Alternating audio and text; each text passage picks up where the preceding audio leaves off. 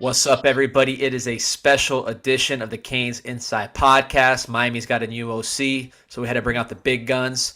Stevo himself, 365 Canes football. You've seen him on YouTube at 365 Canes football. Got a Shannon Dawson breakdown coming now by the time you listen to this podcast. You've seen him on Twitter with all his play-by-play breakdowns. Podcasts all over the place. He's a celebrity in the Canes world. He's also the wide receivers coach for Raw 7 on 7, training a bunch of dudes privately on the intricacies of the wide receiver position. A craftsman. Can't say enough about this dude. Steve-O, how you doing, my man? Big chilling. I appreciate the gas, gassing me up, but I'm big chilling, man. Just had a nice trip out to Vegas with the team. Back. It's good to be home though. Back in some warm weather. I didn't know Vegas was cold. I was like, it's a desert. How cold can it get? And I found out quick that it's pretty cold over there. Yeah, man, it's desert's cold, man. I booked a trip to Arizona with my wife over December. We got the forecast, and we're like, hell no. We canceled all that, went to Hawaii, went to Maui, and had to get my tan right for the podcast. I already lost it though, so maybe we go back out there. But yeah, man. So obviously, Raw. We had Dawson on. We know about some of the players on the roster. Anybody impress you with their performance out there or their performance against you guys? Uh, we're so loaded, bro. I know, that I don't even know where to start. I mean, I was, our OC coach Tommy Schuler, the coach at Miami Central, he couldn't make it. He had some family matters, so I had to step up as OC this past weekend.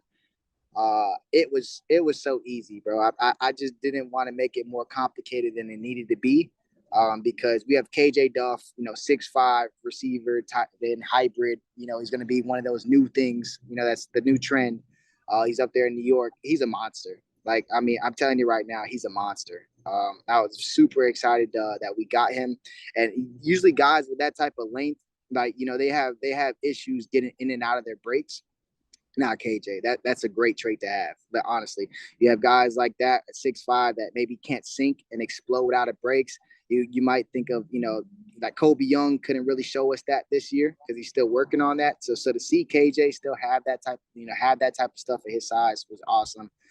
Brandon Witten, the receiver, he's out of Tennessee. He was at IMG. He's back home. I ain't gonna spill it, but he might be coming to a South Florida school, one known for a lot of state championships. So I'm not going to spill that, but Winton, I mean, bro, he's probably one of the best route. He's probably the best route runner of the team. So that makes him one of the best route runners in the nation, just because of the profile of our team. Keep an eye on him. I mean, Miami, they've been on and off with him. I think they're starting to pick it back up a little bit. He's a stud. I'm not gonna lie to you. I honestly didn't know his tape that well, and when I seen him at the tryouts, and I've been seeing him, over the course of like, bro, he's cooking you. The releases are insane. The route running is insane. He's definitely a guy. He scored 3 touchdowns for me. Yeah, I circled this. He's crazy. Our quarterback's Julian Sane, 5-star quarterback. Obviously he's committed to Alabama right now. We're still pushing, but he his dad was scouting out the team we were playing next, and he comes up to me. He's like, "Bro, that corner over there is a weak link. First play, Brandon, stop and go, touchdown." Like it was awesome, man. And you obviously do also talked about Nashawn Montgomery 2025. Yeah, Miami needs to make sure that the Georgias of the world and Alabamas of the world who are already starting to poke their heads in, stay the hell away.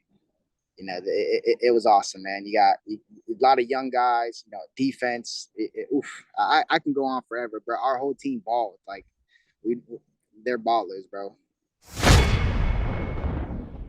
If you want to look good when you show up to the light, go to CanesWear.com or CanesWear brick and mortar store in Davie. They got all kinds of Canes baseball gear. Honestly, it's probably their best collection of gear is the Canes baseball stuff. They got multiple jerseys, all kinds of designs with the Old English logo. They got a Miami Maniac cap, all sorts of different apparel between caps, jerseys, T-shirts, you name it, decals with the Old English logo. They got it at CanesWear. So load up. Season's just starting. You're going to be there Friday, Saturday, Sunday. You need 3 different outfits. Go to CanesWear.com or go to the store down in Davie, the spot where Miami fans shop. All right, we are going to be talking Shannon Dawson, Miami's newest offensive coordinator. First, if you haven't done so already, Underdog Fantasy, get $100 for signing up using promo code CIS. Play, no strings attached. Sign up, use the promo code, play right away. I know football's done, but you got basketball rolling, NHL, MLB's about to get rolling, UFC, boxing, you name it. Over-unders, daily fantasy, all kinds of ways to play at Underdog Fantasy, promo code CIS.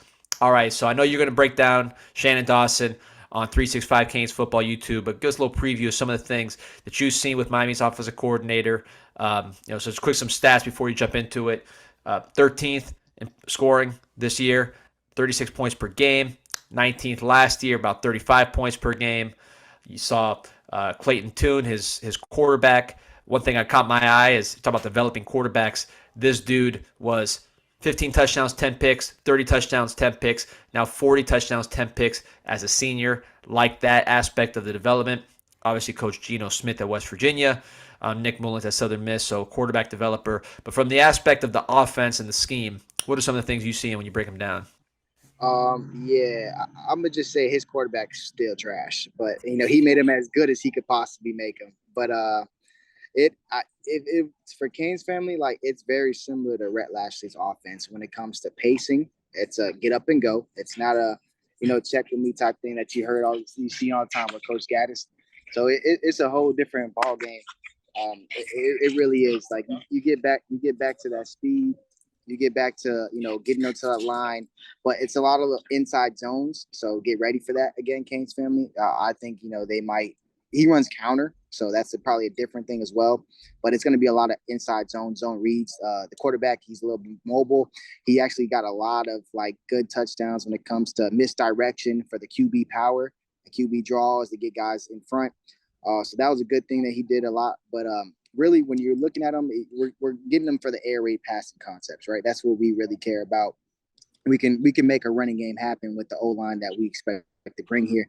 Already brought 2 5-stars in his first class, so that should handle itself. But when it comes to the spacing, he actually knows how to scheme up your guy. Like everybody in their mama is trying to double cover Tank Dell. Like I'm gonna have a section in the review where it goes, literally they bracket Tank Dell and he still gets the ball and scores, and it's just because that's how good he is for scheming. He runs a lot of rub routes. If you play man against him, it's automatically dead. Like you're going to be in trouble, and you could double Tank and he'll still get it in man. So it's very creative, very fast paced. One thing that really impressed me about him is the ability for the quarterback to have always have an option. Sometimes Rhett Lashley, we had times where TVD couldn't check the ball down. There was really nowhere for him to go with it. This offense, there's always an option. So it's literally just read it, get the ball out of your hands. If you have to eat it, just throw the ball away. It's that type of offense.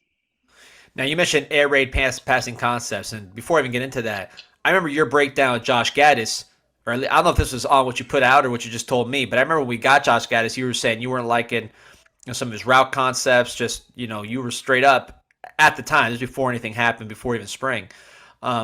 So how would you compare the route concepts, and what do you mean by air raid passing concepts to those who might not be familiar? Yeah, so Coach Josh Gaddis, he runs more of a pro spread, which there's no issue with it. You see, Georgia just won a national championship with it, but you have to have the personnel to run it. So it's more slow developing. So the main thing with the air raid passing concepts is that you're taught as a quarterback 1,000, 2, 1,003. That ball needs to be out. That's the clock in your head. For a pro style, in which Canes fans could, we saw quarterbacks holding the ball, and you're like, damn, why is he not getting rid of the ball? Because those concepts are taking a lot of time to develop. We have Colby Young and Michael Redding running 25-yard crossers, and they're not speedsters. It's not going to work. You know what I'm saying? It's not going to work. So that my thing is, the main difference is timing. Getting the ball out of your hands quicker, and just pro spread is super vanilla. It's going to be, okay, like, hey, I'm going to run this speed out to get the outside linebacker to jump on it. And then my outside receiver will run a post curl. So he sits in that window. Theoretically, it's going to work. It's all that, but it's just not sexy. It's not really made to make explosive plays if you don't have the time to sit there and dial up shots. Like, it's not going to work. Like, especially with our offense that we had, this past year, you saw, hey, there's so much times you could point out, hey, this guy was open. this guy was open. But if you have to hold that ball for 4+ counts, it's just not going to work for us here. You got to get that ball out quick. And we have a concept with it's a famous air raid concept. Why shallow? Where you have 2x2 set, so you have your 4 wide, and one guy's your Y is usually running the drag right across, and then your other slot's running the dig. Why you do that is because if linebackers step up on the drag, which is what they do, then you have your guy coming around on the second level on the dig, which is a second to third window throw. So what that means is you're not throwing it to him until he passes that mic or he passes that outside linebacker, which means he'll have all the space in the world because the rest of the concept, you have that post going on top of the dig. So if the safety jumps on the dig and the linebackers jumped on the drag, that means you have that post one-on-one, and that's automatically what you tell your quarterback to throw. This is the offense that hunts the one-on-one matchups. Rhett Lashley hunted one-on-one matchups. Unfortunately, at that time, we had receivers that weren't winning them consistently enough, but this is an offense that hunts one-on-one matchups. So air raid passing concepts are all about, speed, getting somebody to see what's in front of them and bite on it, and then throwing something over the top of their head. Now, you talked about the running game. We talked a little bit offline about the running game. Mario signed 4 guys that were over 330. So obviously that tells me he wants to continue to run gap scheme and power as part of what Miami does. Why else would you bring those guys? And just for those listening, gap scheme meaning pushing guys out of gaps with just superior personnel and power, as opposed to zone where you're sticking to guys basically, and instead of clawing up open a hole. From what you saw with Houston, do you see gap scheme runs? Do you see power? Is that something that could be part of this offense, considering the personnel what Mario generally likes to do? Yeah, so his offensive line definitely was a zone blocking O-line, just like Lashley. When you go at that pace, sometimes you keep it more simple. Zone block right is literally all the linemen stepping to the right. And then what that does is if the running back presses this hole, his cutback lane is this way. But you saw Knight and you saw Cam Harris, you saw everybody, you press that hole and then you have your cutback here, if anything. So I think we'll definitely have some of those elements, but as Mario continues to build our O-line, you'll see the gap. You have to, just because they're maulers. That's what they're going to do. And he has shown on tape in all of his stops, he has the ability to run counter. And if he runs that in practice, it's a touchdown automatically. I'm sorry. Like if he comes to UM and he runs a counter in practice, it's going 99 yards just off the history of how we defend counters. So I think that's going to be a good thing. I think, we might zone block, but when it comes to counter plays or, he might do a lot of wham blocking with tight end, especially if Khalil Brantley's just going to keep exploding guys. You'll see stuff like that. But until the O-line is set, maybe 2024, you might see a little bit more of an easier blocking scheme for this offense, just because we might be starting 2 freshmen, right? 2 freshman tackles, In terms of personnel groupings, is there a lot of variability there? Does he stick to certain personnel groupings, or how do you see the personnel groupings throughout a game? Yeah, I think the receivers will be very happy because at the pace that you go at, you snapping it 90 times a game, starters are getting, 50 to 60 reps. So, there's a lot of balls to go around. There was like 4 or 5 receivers. Obviously, Tank Dell's a star. He was their main guy. So he had a bunch of targets and catches and touchdowns. He had 17 touchdowns, like 1,300 yards or something like that. But then you start looking at, okay, who's the next guy? And then you start seeing 500 yards, 600 yards, 500 yards, 400 yards, 300 yards. The freshman, just played 4 games in redshirt. He still had 200 something yards, a couple of touchdowns. Like that's the way the ball moves. Like it's definitely a lot of personnel movement. But he knows how to scheme a guy open. Like that's the main thing. I feel like when you switch and you substitute, you can't run the same scheme for Tank Dell as you run for another guy who's not Tank Dell. You know what I'm saying? They have their own strengths and stuff. So that's one thing that you really see with him, that when he does rotate, he has a plan for who's coming in. It's not just we're running the same thing, because every player is different. And we're talking about 11 personnel, meaning 1 tight end, 1 running back, 3 receivers, or does he switch that up, or how's that breakdown? Yeah, so his base is, he's in a lot of five wide scenarios. Like I'm just keeping it a bit buck. He's in a lot of five wides, but his base is that 11 personnel that you see with Lashley, that you saw with Lashley. Where he has the ability to flex out his tight end into the slot for that big slot matchup. One thing I thought was interesting reading up on him is he's the guy, when he was at Southern Miss, he was the first guy on Stetson Bennett, tried to get Stetson Bennett an offer. His head coach didn't offer. Stetson Bennett ended up walking on to Georgia. He was at Kentucky. He identified Mac Jones, had him committed. Obviously, he got fired, and Mac Jones went to Alabama. So the guy seems to have a certain type of quarterback, and he mentioned he's all about accuracy. Accuracy is his main thing. Now, that got me thinking, you got a backup quarterback who's one snap away from playing in Jakari Brown, who brings a lot to the table. I'm a big fan of, but accuracy at this stage of the game is not going to be necessarily his thing. You mentioned earlier that there was some running going on with the quarterback. Is that something? How do you see? Let's say TVD goes down. Do you see a path for someone like Jakari Brown to have a role in this offense?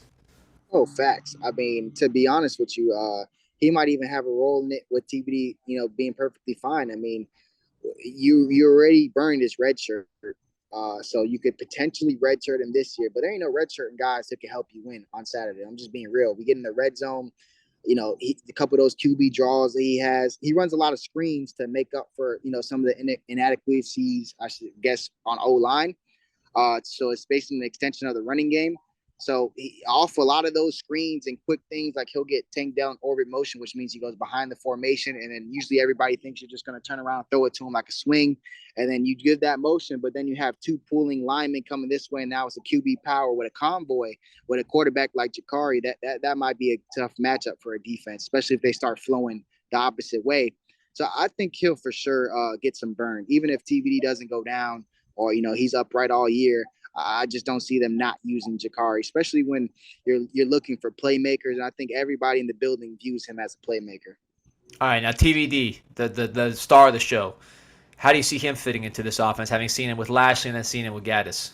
Oh, it's about to be a movie, family. Like, I'm not gonna say, what players I talk to and what they say, but everybody's super excited. I mean, we know what TVD is. I mean, I was worried. Obviously, the conversations we had about Gaddis previously, I was worried about some of the things that could happen with TVD if the O line didn't hold up. And guess what happened? The O line didn't hold up. And I'm super excited for him to get out of it and then just get his swagger back. Like TVD's never going to be a loud guy screaming and yelling in people's face, but he carries himself. He has moxie. That's my favorite thing. And everybody wanted to anoint Jake as the guy with the swag and the moxie. I'm like, y'all just don't know, bro. TVD is on that. Like, you cannot beat him in a game of golf and walk away. Like, you're gonna have to run that back. Like, he's a true competitor, like in every shape of the way and form of it. They're super excited. He's about to get the ball out of his hands quick. He wants to take a lot of deep shots. He loves throwing 50-50 balls. Honestly, if you look back at that 2021 season, there is not a person who puts a 50-50 ball as good as TVD out there, bro. Like Rambo, there was some of those things that he barely had to work. He just had to like stand there and that ball was coming right on time. Like the FSU one, the Virginia, I can go on for days. He's probably one of the best 50-50 ball shoulder, throwers because he has the arm strength to put it past the numbers, which mostly lands on their outside shoulder. And as a defender, there's not much you can do if you have a quarterback who can consistently put it on the outside shoulder or high left back shoulder. It's super hard to defend. Yeah, and you saw Rambo. I mean, he didn't get drafted. Didn't really have any kind of success in the NFL as far as so far. Not to say he wasn't a very good player, but it wasn't like we're talking about Randy Moss or Larry Fitzgerald on these one-on-one situations. I mean, these 50-50 balls, like you mentioned, they're probably more like 60-40 with the placement and the touch and the he's not out there just chucking it. I mean, there's some finesse to what he's doing on top of having the power to get it out there. So one last thing for you, recruiting. There's a lot being talked about the connection between Dawson and Jeremiah Smith. Jeremiah Smith related to Geno Smith. You saw Geno Smith on Twitter shouting out Shannon Dawson. That's his quarterback coach. But generally, you talk to receivers down here more than anybody between the training and what you do with Raw and just in general. You're plugged into that world like nobody else. You were part of that world as a receiver. Receiver recruits, how do you think they're going to react? Now, I don't know if they're not like internet fans out here reading all this stuff, but just knowing that somebody's coming in that that had Tank Dell putting up numbers and they had the offense putting up numbers. How do you think they're going to react to this hire? Bro, they already going crazy. They just talked about it because they were like, oh wow, like because everybody's already told them that hey, this whole year Miami, this is the type of offense Mario wants to run. He doesn't want to run the narrative about Mario. It's all these kids are hearing. So to see them, first off, everybody in South Florida knows who Tank Dell is. He's not from South Florida. He's from I believe like Lakeland area or Daytona Beach area. Daytona, yep. Daytona, everybody knows who Tank Dell is. He's literally the epitome of what a South Florida player is. A speed guy in space. He has the look, the teeth, the bonks. Like everybody knows him. So when the word is that the OC from Houston, where everybody knows Tank plays at, was coming, like I'm telling you right now, like they're buzzing. Like the two receivers that we signed out of high school, Robbie Washington and Ray Joseph, are gonna be stars in this offense because he's more. Everybody wants that big outside guy, which you need. But his offenses have always been oriented on slots being the number one, and that's the new modern thing. Like your inside guy is most likely going to be your number one. Jalen Waddle and Tyreek do not play on the outside. Debo Samuel does not play on the outside. Justin Jefferson does not play on the outside. Like this is just the general direction offenses are going to because you're closer to the quarterback. It's a lot easier to get the ball to you. It just is what it is now. And these offenses are set up where you can make a guy miss once and it's over. So they repeatedly give them the ball. That's why they get those insane amount of touches because it only takes them one time to make somebody miss and it's over. Yeah. So receivers are super excited about the offense. I'm just, they do through for 4,000, like 500 yards. I mean, everybody wants a piece of that. I mean, it's just it's nice. I think everybody's reacting to it. A lot of kids just want to see it in the orange and green, but they're very aware of it because they follow Tank Dell. A lot of these kids watch the highlights and they try to emulate who they like and things like that. So a lot of the kids are actually very familiar with what's going on over there in Houston. Just like when we got De'Aaron King, a lot of the kids knew who De'Aaron King was. Yeah, and that's what impressed me is that Shannon Dawson basically came in as coordinator after DR King left, and they kept it rolling with the offense being productive. So, excited to see what happens. Check it out, 365 Canes Football. Get that breakdown on YouTube after you watch this one. Subscribe to us, subscribe to him. You get you on social media, 365 Canes Football. And support Team Raw because big things are still happening. So Stevo, man, hey, and what's the training? What where can they find you as far as if they got a kid that wants to get trained? You just gotta hit me on social. I don't really have my own thing as of yet. I just really be training a lot of kids that I know, and then they'll just reach out to me. They always reach out to me. I got my first time training some of our raw kids, but usually if you go to a Gold Feed Global session, you'll catch me out there. All right, man. Hey, listen, appreciate it. Get back to what you're doing, and looking forward to watching the footballs fly starting spring. Oh yeah, I can't wait. I'm gonna be there telling lies. I can't wait to see it. I'm very excited for what this offense is gonna mean for Jacoby because that's who I'm banking on. Yeah, and you know what? I was going to ask you about him too. There's internal expectations. Talk about guys to watch in spring. He's one guy because there's two receivers coming in the portal. So Oh, springtime is his show to show what he can do and show that he deserves a spot no matter who comes in. So looking forward to watching him in spring in this offense. yeah, there's two receivers definitely are coming, and them boys better be ready to ride some pine or fight for that left side. They better be ready because they're gonna probably bring two outsides and then let Brashard and X battle it out at slot, and whoever wins that battle, which I think I know who would win it, but I'll be a little biased there as well. And Ray Joseph too. I mean, don't sleep on him. As far as that slot because he's just as smart as Restrepo, but a little more dynamic. So that's going to be Yeah, interesting too. there's no way we don't go 11. But if we went four wide, oh my God, it'd be stupid. But you have to use Arroyo. I mean, you have to use Brantley. You have to use Skinner. But Jesus, man, if we didn't have the tight end room we have, shout out to Coach Fields because he's probably the only thing keeping this thing from going full air raid. Because if we didn't have that tight end room stocked like how he got it stocked, boy, I'd imagine some things where you get Ray on the side, X or Bashard on the other side. It'd be magic. Right, I heard Skinner, by the way, it's early, but I heard in workouts, they got all the catapult and all that kind of GPS. I heard he had the fastest GPS of all the pass catchers. Skinner did, including wide receivers so far. So, he can, yeah, he can run. He can run now. So Yeah. it's going to be fun. We got plenty of lies to tell until spring, but now we got a little more ammunition. And again, man, anytime, man. We'd love to have you, Stevo. Always love getting you on the Canes this side, man. Anytime, family, just let me know. Appreciate you guys having me. Go Canes. Go Canes.